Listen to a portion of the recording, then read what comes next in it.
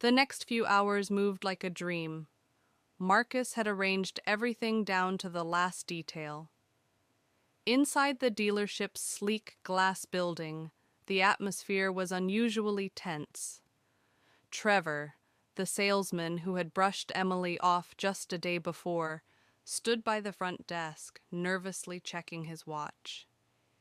He had heard rumors a new corporate investor, possibly a takeover, but no one had confirmed anything. Then the doors opened. Trevor turned, expecting another couple with questions about financing. Instead, Marcus and Emily walked in side by side, followed by a group of legal advisors and executives. Trevor's jaw tightened. He recognized Emily instantly, but now she was dressed in an elegant black blazer, soft silk scarf around her neck, and subtle diamond earrings. Not flashy, just enough to say, "You misjudged me, can I help you?" Trevor asked.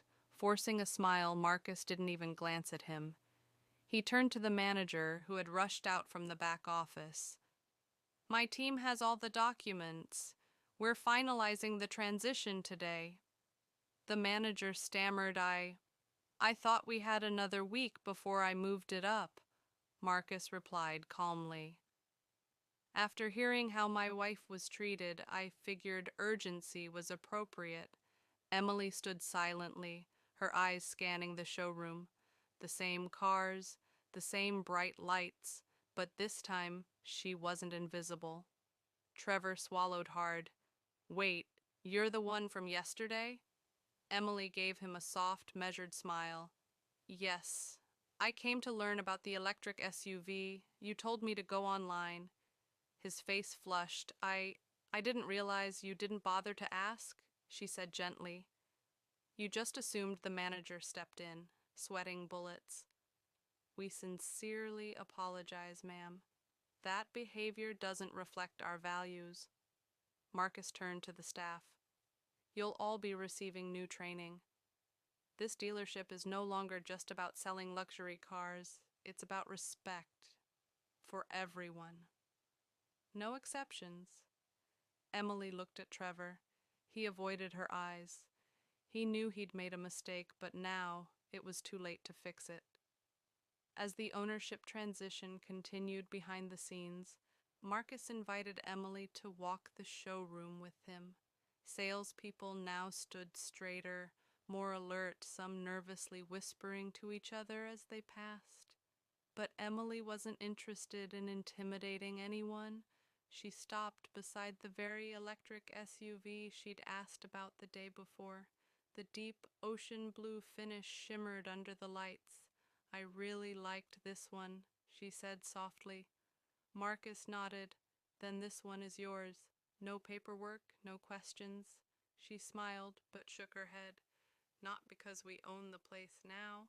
I still want to test drive it, learn about it like anyone else would." From behind, a young woman approached. Her name tag read Sierra. She looked barely in her 20s, her hands a little shaky, but her smile genuine. "Hi," she said. I read your specs.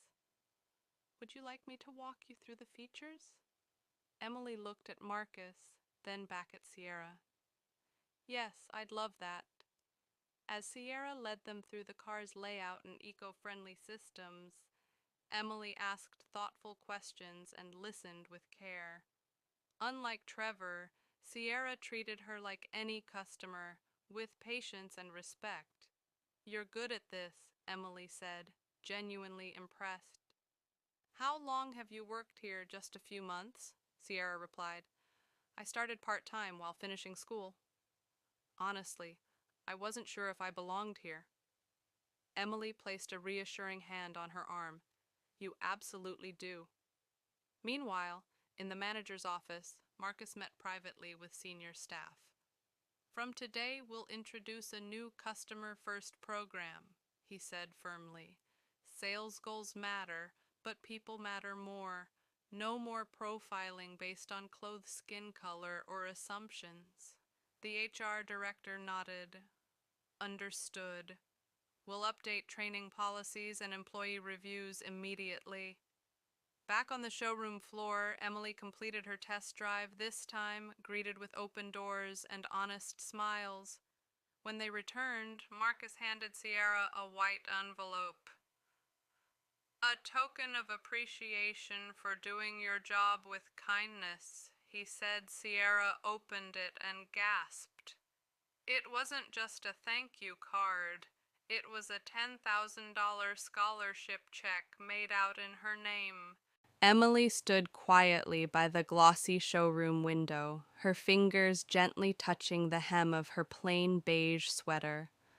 She had just walked in with a hopeful smile, a folder of printed car reviews tucked under her arm.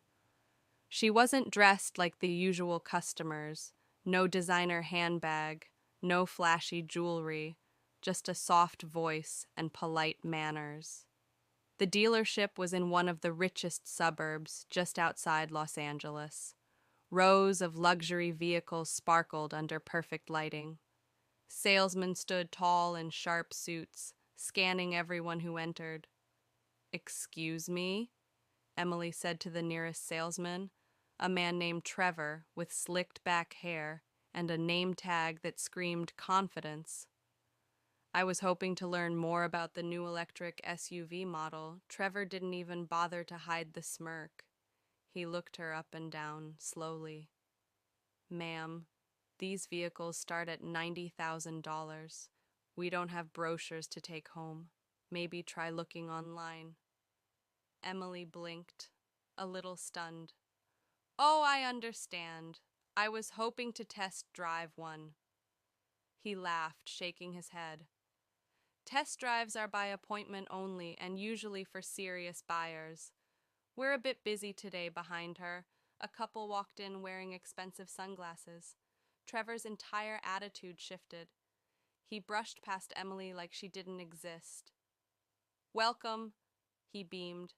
"Let me show you our premium options." Emily stood there, invisible. She glanced once more at the shining cars, then quietly turned around and left outside. The California sun hit her face, but it wasn't warm. Not today. She sat in her modest sedan, hands on the wheel, staring ahead for a long moment.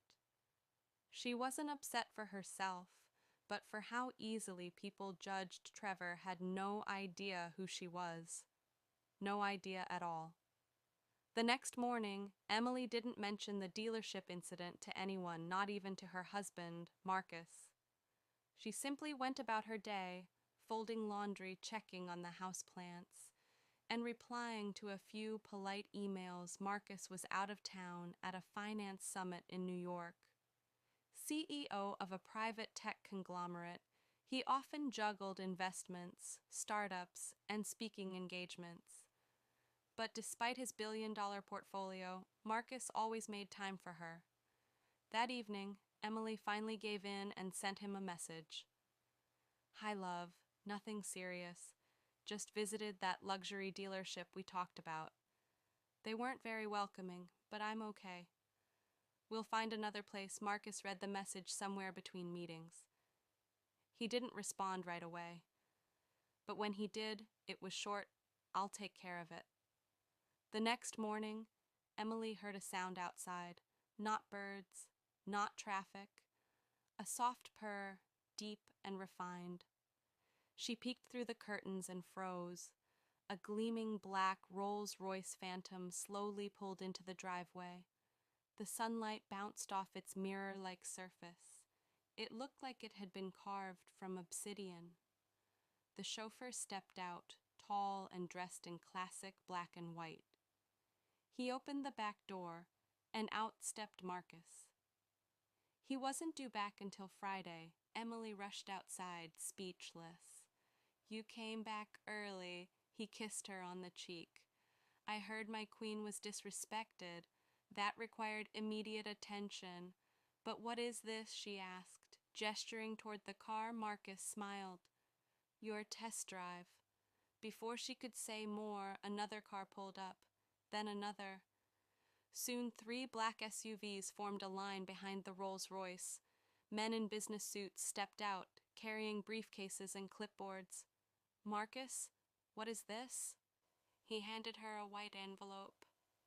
Inside was a formal document. She read the words slowly, her eyes widening. "Are we buying the dealership?" she whispered. Marcus grinned. "No, love. We already did."